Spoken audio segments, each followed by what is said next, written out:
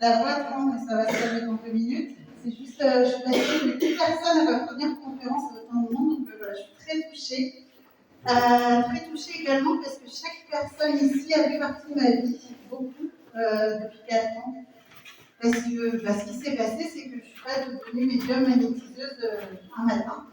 Je n'ai pas pris cette responsabilité et cette mission délicate non plus comme ça. Donc je vais vous expliquer un petit peu mon parcours aujourd'hui. Et après, tout à l'heure, il y aura une petite pause café. Et après, on va passer au contact aussi auprès de vos défunts. Si vous avez des photos, il n'y a aucun souci, on peut les poser là tout à l'heure à la pause. J'ai pas besoin de photos, je connecte sans. Donc, s'il y a, il y a. Voilà. S'il n'y a pas, c'est pas pour ça que vous n'aurez pas de message. Voilà. C'est pas parce qu'il n'y a pas eu de photo que vous recevrez pas. C'est bon, on m'entend? On m'entend toujours? Ouais. Comment j'en suis arrivée là, c'est vraiment un parcours de vie. En fait, j'ai eu un parcours un petit peu de soignante à un moment donné dans ma vie. Et ce qui s'est passé, c'est que j'ai vraiment vu, j'ai traversé 11 services en centre de rééducation et en hôpital, en fait, et j'ai réalisé dans tout ce passage de service que malheureusement, il y a des fois, c'est dur.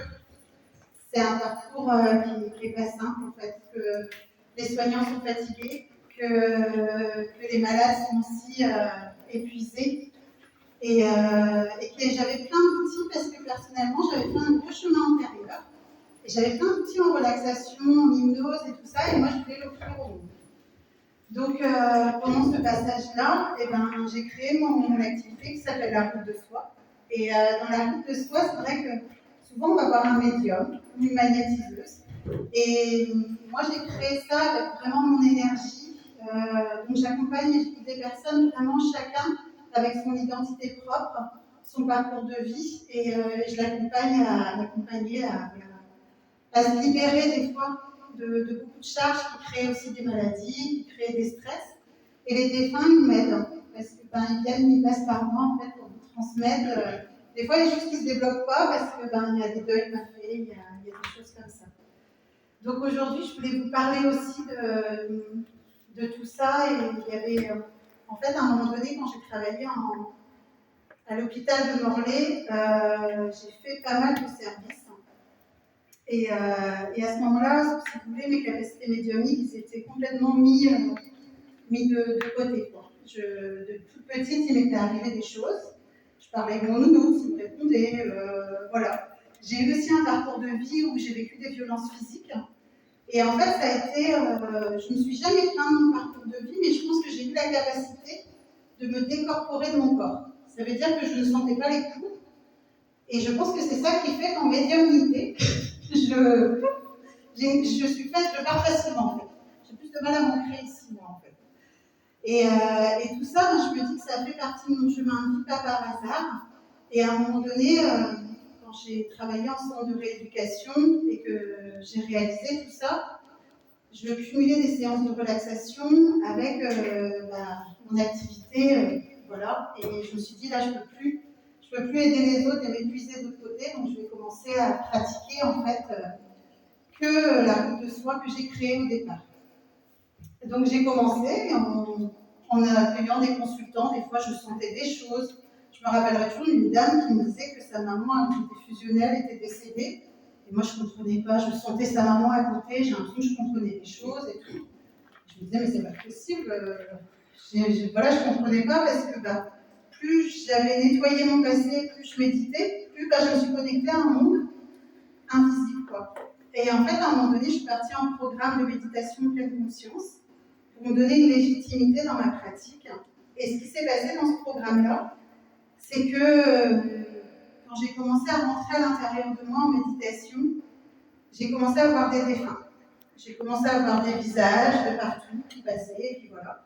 Mais je n'en parlais à personne. Je me suis dit, mon instructeur, il va me prendre pour une folle. Et donc, je restais avec ça et je ne disais rien du tout. Et en fait, comme quoi, des fois, mon parcours de vie n'a pas fait de hasard, c'est juste que j'ai été guidée. Je sors de méditation et là, on m'appelle en me disant qu'on perd une amie à moi. traversée par la douleur, je rentre de Brest à chez moi en pleurs, mais avec elle, je la sens. Je sais même des informations que mon ami n'avait pas. Et pareil, je me dis que je suis folle, que je ne peux pas parler à mon ami, parce que je me dis, déjà c'est hyper indélicat. Moi, je n'avais pas de recul, je ne savais même pas ce que c'était la médiumnité. Je n'avais jamais vu un médium de ma vie. C'est moi qui dis aux gens de s'en méfier. C'est moi qui dis faites attention à votre portefeuille.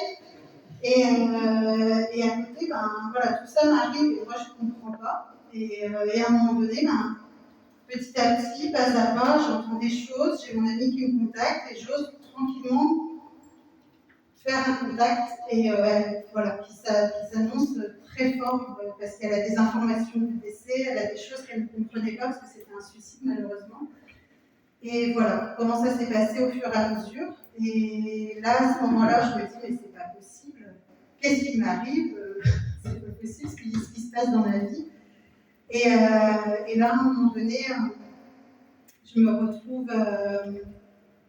Mon ami un jour me dit Christelle, je vais te demander de lire le livre Le Test de Stéphane Alix parce que tu as des capacités, tu te rends compte et tout ça. Et pareil, je lui dis, et elle me dit je vais voir Christelle Dubois, une médium du livre. Et du coup, moi, pareil, je lui dis fais attention, tu viens de vivre un deuil, va doucement dans tout ça, quoi. Et elle me dit non, lis le livre, Christelle, il faut que tu le lises et tout ça. Donc le temps se passe que je décide de le lire, mais je mets énormément de temps. Et un dimanche, je lis ce livre-là. J'ai l'impression que les médiums, je sais pas, il y a plein de choses. Je me dis, je suis pas folle. Et puis enfant, en fait, il y a des gens qui sentent des choses, qui voilà. Et je réalise que moi, en fait, je me suis mis aux normes de la société, vu que je sentais que je n'étais pas comme les autres petites, et à un moment donné, je me suis, voilà. Et moi, je ne savais pas ce que c'était un médium, je ne savais pas ce que c'était tout ça, quoi. Et en fait, à un moment donné, le lendemain matin, c'est là que je vis un état modifié de conscience. Le lendemain matin, qu'est-ce qui se passe? C'est que mon mari qui est là, il fait que moi. Et du coup, à 4 heures du matin, mon mari était près de moi, il était assis, et son réveil sonne, tout à fait, et je suis à côté, et en fait, j'étais allongée dans mon lit, mais moi, je me voyais au-dessus. Et je me sentais super bien. J'étais comme une enfant qui était toute contente et on allait jouer. Donc je suis partie, je me suis dit, je ne veux pas que mon mari me voie, donc je suis partie sur le côté gauche. Je me vois partir sur le côté gauche, me cacher. Et là, à un moment donné, qu'est-ce qui se passe? C'est que quand il ferme la porte et que je sens qu'il part, là, je monte au plafond. Et je me sens, d'une légèreté, je me sens, tellement bien. Et je décide de fermer la porte. Je me vois fermer la porte à clé, en me disant, ouais, c'est bon, voilà, je peux fermer la porte et personne ne va me voir et je vais continuer à jouer, quoi. Un peu comme une enfant. Hein. Et après, j'étais bien, j'étais apaisée. Je me disais pas, mais t'es plus dans ton corps. J'avais pas du tout de conscience comme ça. Il n'y avait pas de rapport entre mon corps, la Christelle. J'avais même pas de Christelle Larry. J'avais pas ce truc-là. Et en fait, à un moment donné, j'entends mon fils qui pleure là-haut. Et là, je sens une très très grande frustration parce que je me mets au-dessus de mon corps et je me vois et je me dis, mais je ne peux même pas aller voir mon fils. C'est impossible d'aller, voilà. Là, j'entends les escaliers au-dessus de chez moi parce que je n'avais aucune notion de temps. Et en fait, Michel n'était pas parti. Moi, je ne savais même pas, j'avais aucune notion. Et j'entends et là, je me dis, oh, c'est bon. Et qu'est-ce qui se passe? Je me sens monter dans un tuyau noir. Je me sens aspirée. Et moi qui suis très peureuse, ce tuyau ne me fait pas peur du tout. Je monte. Sortie du tuyau, j'ai une lumière, mais alors l'émotion arrive parce que je revis mon moment. La lumière commence, voilà, une lumière étincelante, une lumière éblouissante qu'on ne peut même pas supporter à l'œil nu. Et à un moment donné, il y a vraiment un halo de lumière qui se forme au-dessus de moi. Et là, à ce moment-là, je vois 3 êtres lumineux. Ça peut paraître bizarre, hein. Quelques années, on m'aurait parlé d'être lumineux. Souvent, je dis aux gens, je me serais dit ouf. Et ils étaient là, et je retournais dans ma famille. C'était eux, en fait. et c'est toujours, parce que c'est eux qui m'accompagnent dans la médiumnité, c'est eux qui m'accompagnent quand des fois on a envie de tout arrêter parce que c'est pas facile. Et c'est eux qui m'emmènent toute cette lumière aussi pour continuer ce métier, pour aussi recevoir les messages, parce que c'est pas moi qui décide, c'est eux qui viennent à moi. Et de là, je rentre à la maison, je suis heureuse, ils me font comme une communion, ils se mettent autour de moi. Et c'était vraiment des êtres lumineux, comme on voit, comment dire, il n'y a pas d'œil, il n'y a pas de bouche, c'est vraiment une lumière et c'est une forme. Et je n'avais pas de jambes. Je vous dis tout ça parce que des fois ça peut aider à comprendre un peu ce que j'ai vu de l'autre côté. Et là, ils font une communion autour de moi, et ils m'enroulent, ils m'enrobent et ils prennent cette main droite et ils me disent que je suis venue ici pour guérir. Et moi, je ne comprends rien du tout. J'ai cette main, ils me mettent une lumière, mais un truc de fou, Dragon Ball Z. Et j'ai vraiment le truc, je regarde, je suis comme ça, je m'en fous complet, parce que moi je suis bien, je suis à la maison. Moi, après, le reste. Et j'entends que tu es là pour guérir. Je comprends rien. Et en fait, à un moment donné, mais il y a un noir sur le côté gauche qui s'approche de moi. Et je les vois en fait s'approcher de moi. Et là, je vois petit à petit mon père qui est parti dans l'au-delà à mes 15 ans. Et je reconnais mon père que je n'avais pas vu depuis plus de 20 ans. Et là, je ne me dis même pas. En plus, c'était même pas. C'était vraiment son visage qui s'approchait. Et moi, je vais vers lui, je lui dis mais papa, et tout. Et il me pousse. Il me pousse. Je vois son visage qui apparaît de plus en plus, très sérieux. Et moi, je fais la recherche d'aller vers lui. Et là, il me pousse et je me sens étouffée. Et je rentre dans mon corps. Là, à cette époque-là, je ne voyais pas, de temps en temps un magnétiseur, mais vraiment, je ne lisais aucun médium, aucun livre sur la spiritualité. Je n'étais pas du tout ouverte à tout ça. Je ne comprends pas du tout ce qui m'arrive. Je sors du lit, j'allume toutes les lumières, je vais voir la porte. Je me dis, cette fameuse porte, est-ce qu'elle est fermée? Et je l'ai vue, mais non, je ne l'ai pas fermée à clé. Comme quoi, la matière, je n'ai pas réussi à attraper. Et après, au début, je crois que j'ai raconté à des gens très, très, très proches de moi. Je pense qu'Isabelle a dû être au courant rapidement. Mais après, je me suis dit qu'on allait me prendre pour une folle. Je me suis dit qu'est-ce qui m'est arrivé. J'avais une expérience à l'hôpital, mais je n'avais jamais entendu parler des expériences de mort imminente. Moi, tout ça, je ne connaissais pas. Et là, j'ai commencé petit à petit à contacter des médiums, des magnétiseurs, essayer de comprendre, t'es là pour guérir quoi, qu'est-ce que je dois faire. Je faisais un petit peu sur mon fils. Il se passait des petits trucs derrière le dos à papa et tout, mais voilà quoi. Après, c'était parce qu'une magnétiseuse, une fois, m'avait dit mais tu devrais, tu sais, et tout. Et du coup, je voyais que ça fonctionnait avec lui. Et du coup, après, j'ai commencé à pas essayer de comprendre. J'ai été formée avec une énergéticienne. Et la route de soi avait déjà été mise en place en relaxation, en hypnose. Donc, j'accueillais des gens pour la relaxation. Donc moi, qu'est-ce qui s'est passé? J'ai commencé à dire aux gens, mais vous n'avez pas perdu votre papa. Voilà, j'ai commencé à m'infiltrer doucement en fait. J'ai commencé à faire des soins énergétiques. Donc quand je passais sur la personne, je sentais des choses, je lui disais. Et le bouche à oreille a commencé à se faire. Les gens, et moi je faisais ça naturellement, un peu la bombe. Parce que maintenant je connais un peu ce monde. Au début, j'ai été, je faisais, je disais, et après petit à petit, j'ai compris. J'ai commencé sur mon chemin j'ai rencontré des médiums du test, beaucoup de ces médiums-là, pour comprendre qu'est-ce qui se passe, quoi. Et après, j'ai commencé à lire énormément de livres. Ma bibliothèque impressionnante. Alors j'ai lu, j'ai expérimenté. Après, j'ai fait une rencontre aussi. Et je me suis dit, je vais me faire superviser avec une psychologue. Parce que j'ai pas envie de devenir folle. Et je me suis dit, il va falloir aussi que je calme, parce que au début j'ai eu beaucoup de pression, parce que on dit des choses aux gens. J'ai une responsabilité sur les personnes et quand on dit quelque chose en médiumnité ou qu'on transmet, peut-être pour nous, voilà, on reçoit quelque chose d'anodin, mais pour d'autres, c'est une réponse sur une fin de vie.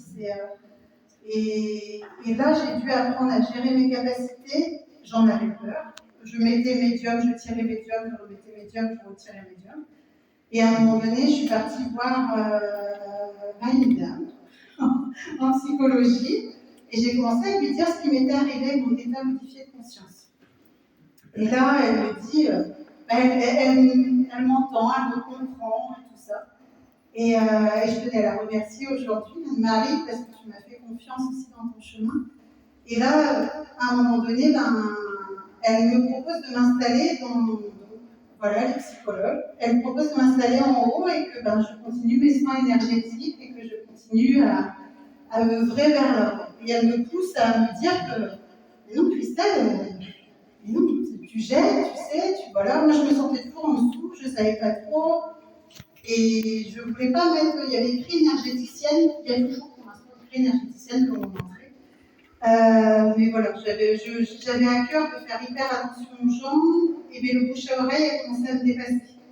Parce qu'en fait, Anne-Marie, et je te remercie encore aujourd'hui, tu m'as fait confiance, elle m'a conseillé à des personnes, et même envers et contre tous, malgré que même des fois des médecins pouvaient, voilà, elle a cru en moi.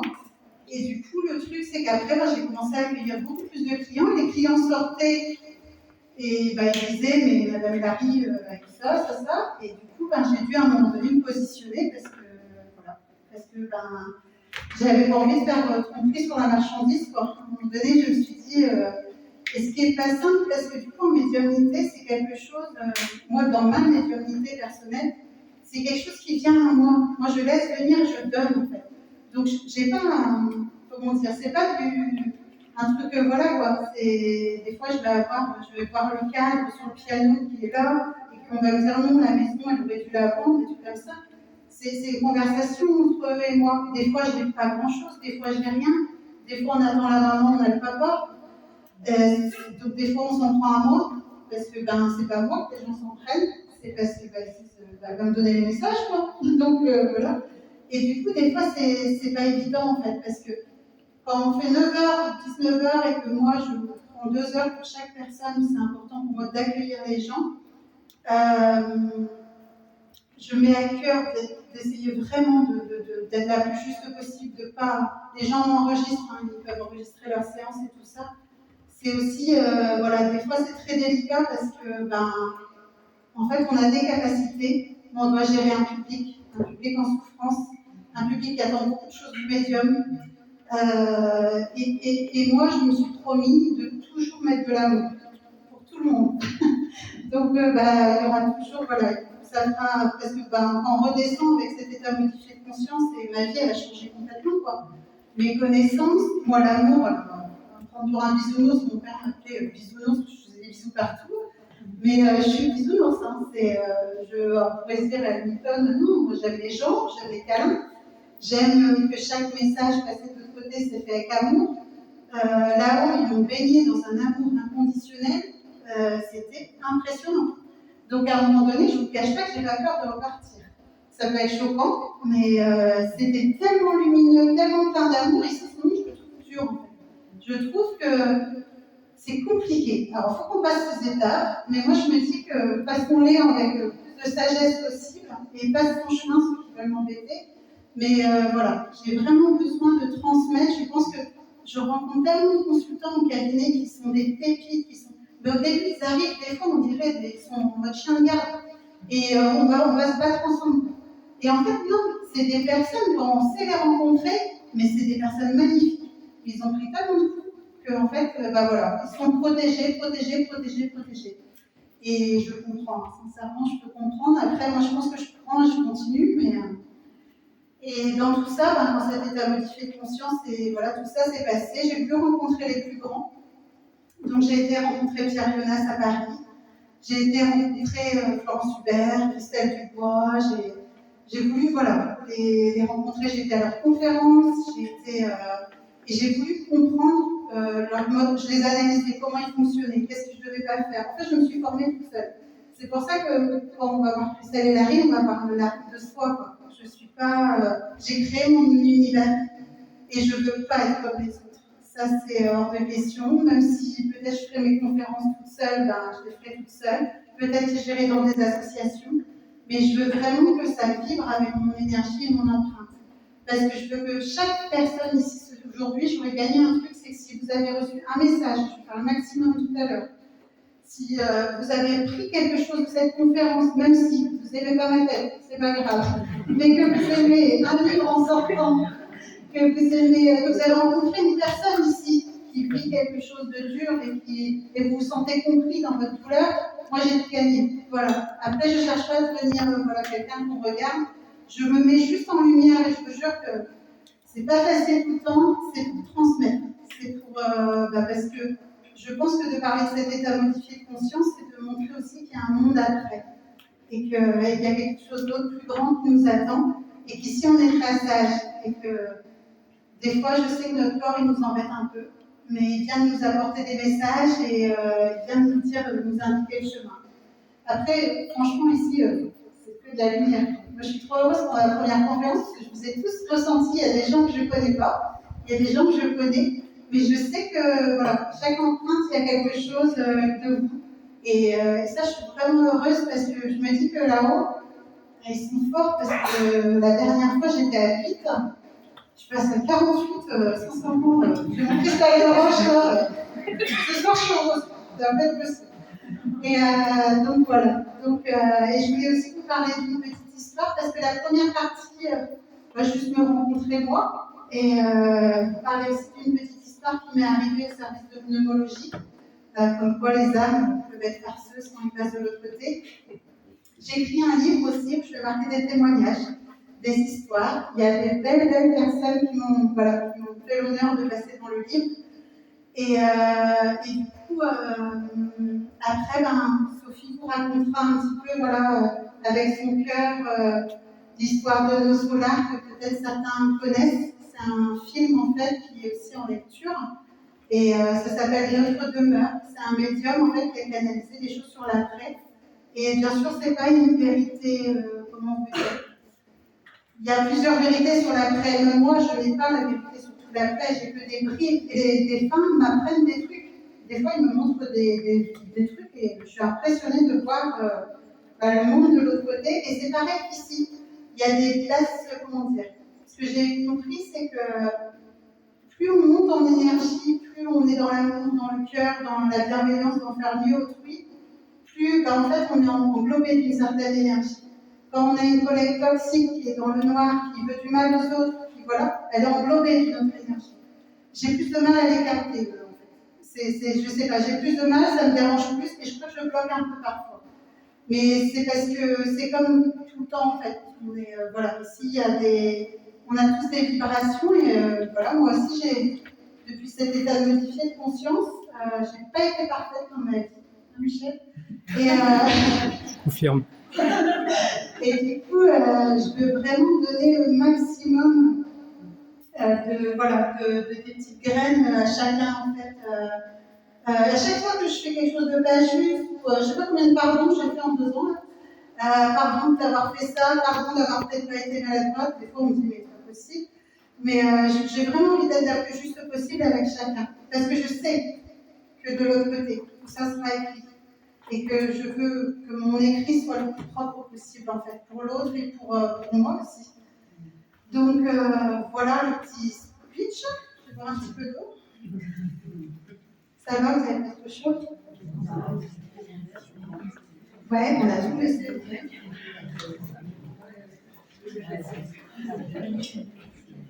Alors n'hésitez pas, je ne veux pas que la conférence soit que à sens unique. Si vous avez des questions, ou s'il y a des quoi que ce soit, n'hésitez pas, vous pouvez. Alors moi j'ai trouvé un truc au lieu de lever la main, j'aime bien les cœurs.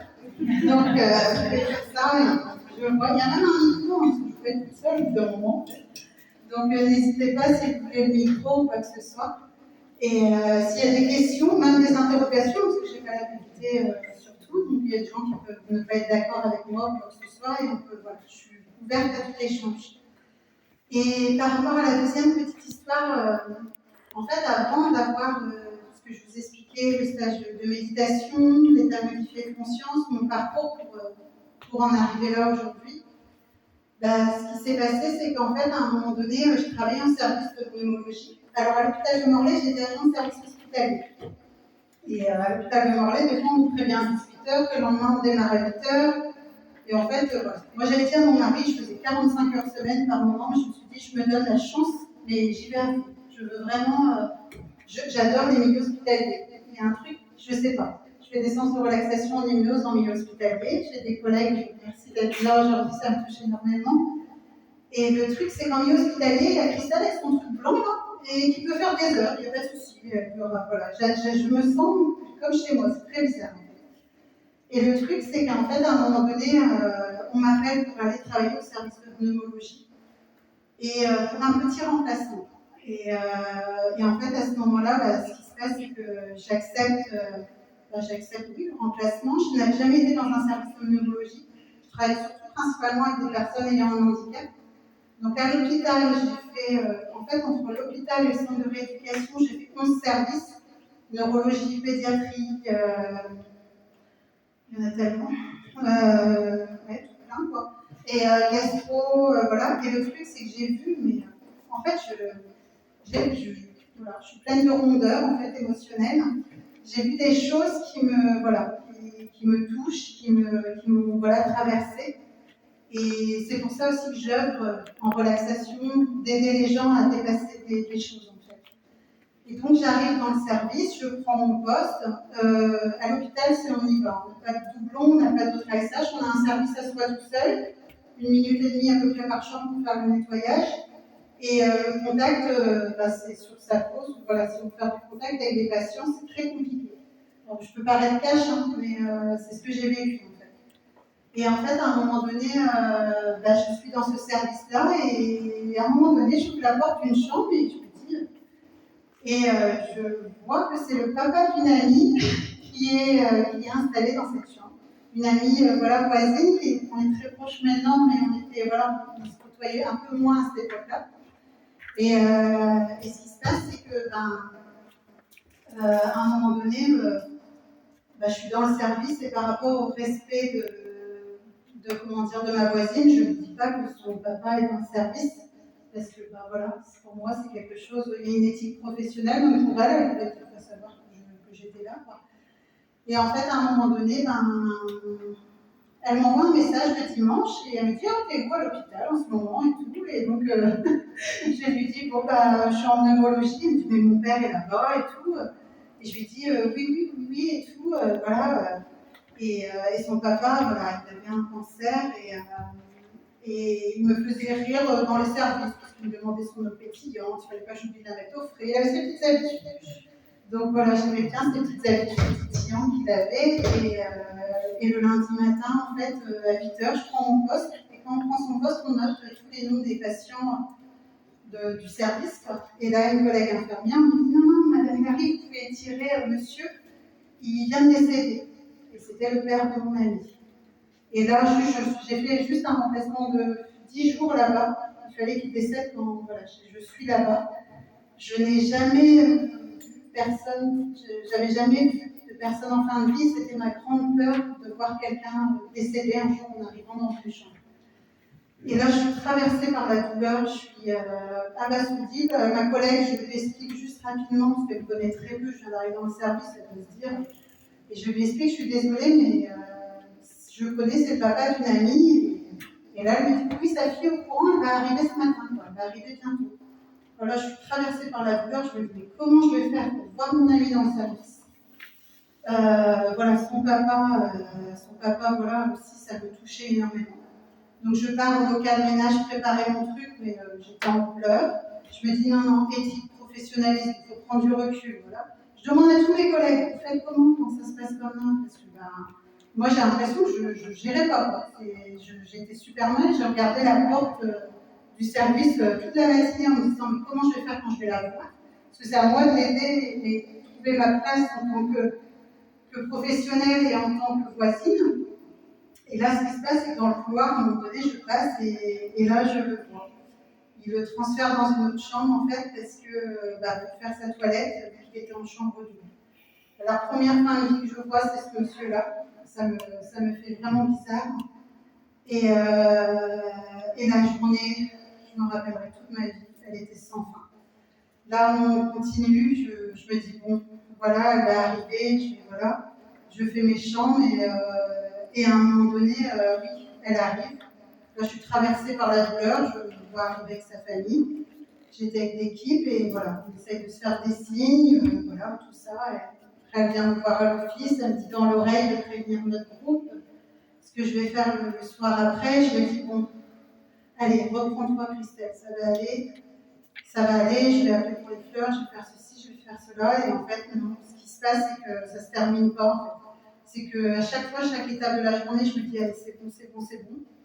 Et là, à un moment donné, la cadre vient voir en salle de pause, et elle me dit, oui, Christelle, il faut que tu fasses ta chambre, tu me nettoies la chambre à fond, voilà, il y a une entrée tout à l'heure. Et là, moi, je décide je me dis, non, c'est pas possible, pourquoi c'est à moi que ça tombe. Et de là, je vais dans cette chambre. Et là, il m'arrive des trucs. À ce moment-là, j'étais pas, voilà, mes capacités médiumniques n'étaient pas développées, j'avais pas tout ça. Et là, dans la chambre, je me viens nettoyer. Alors, il y a tout un protocole à l'hôpital, voilà, tous les matelas et tout. Et là, d'un coup, les deux sonnettes, la rouge et la verte, se mettent à sonner. Et nous, entre collègues, on se marie en disant, on va tirer la sonnette en nettoyant le matelas, parce que c'est le truc. Et nous, en fait, je vérifie, la sonnette, je ne l'ai pas tirée, mais le vert et le rouge sonnent. Mais c'est pas possible, en fait. Soit il y a d'urgence, soit il y a la présence. Merci, c'est du soin. C'est pas possible. En plus, il n'y avait pas de bouton dans le vert, donc je voyais le vert s'allumer. Et le rouge clignotait. Je me disais, alors là, je me trompe pas, je me dis, punaise, les collègues vont arriver, tout machin. Je reviens au matelas, j'appuie, ça ne veut pas s'arrêter. Ok. À un moment donné, je reviens devant le matelas, plus rien. Bon, ok, je continue mon ménage, rebelote. Les sonnettes qui se mettent à sonner, voilà, dans la chambre et tout. Rebelote, j'y vais. Je me dis, mais c'est impossible. Là, je commence à prendre peur. Je suis super mal dans la chambre, je me dis, il y a un problème. Et là, je retourne encore une troisième fois, j'étais au pied du lit, donc là, je ne pouvais même pas tirer la sonnette et rebelote. Et là, je ne vais même pas essayer, je commence à me dépêcher, je prends ma balayette, je prends mon truc, je me dis, je me dépêche de laver, je pars de cette chambre. Et j'avais qu'une peur, c'était que mes collègues, ils arrivent. Et en fait, à un moment donné, ce qui s'est passé, c'est que j'arrive au milieu de la chambre, ça se remet à sonner de partout. Et ça faisait, ça n'arrêtait pas.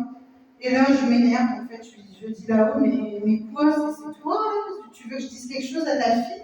Tu veux que je lui dise que je vais prendre soin d'elle? T'es là, plus rien, tout s'arrête. Et là, je me dis, mais c'est pas possible. Et là, plus rien dans la chambre. Et donc, du coup, je pars, je finis ma chambre, et là, je pars, je ne suis pas bien du tout, la journée m'avait suffi. Et là, je dis à mes collègues, je suis désolée, hein, franchement, j'ai tiré sur la sonnette, j'ai dû faire ma plombe, peut-être ils me disent, Christelle, et il me dit, mais non, ça va sonner et tout. Et je me suis dit, c'est pas possible. Comment ils ont fait là-haut pour me faire sonner le truc à l'intérieur, pendant que ça peut pas sonner dans l'office. Et ce jour-là, j'ai compris qu'après, que du moment où je l'ai compris, et qu'il savait qu'il pouvait passer par moi, parce que sûrement il doit avoir des infos, il me préparait là-haut à ce que je fais aujourd'hui. Voilà. Et du coup, j'ai pu dire à sa fille. Donc, j'ai pu transmettre ça aussi, comme quoi ça continue. Et il a continué encore plusieurs fois à faire des signes à sa façon. Mais c'est impersonnel. Ouais, il y a quelque chose à... Donc voilà la petite histoire médiumnique que j'avais envie de vous raconter aussi. Ça va pour vous? Oui, formidable. Est-ce que vous auriez des questions peut-être, des choses, je ne suis pas obligée de donner le micro, mais si vous souhaitez, avant que Sophie peut-être intervienne.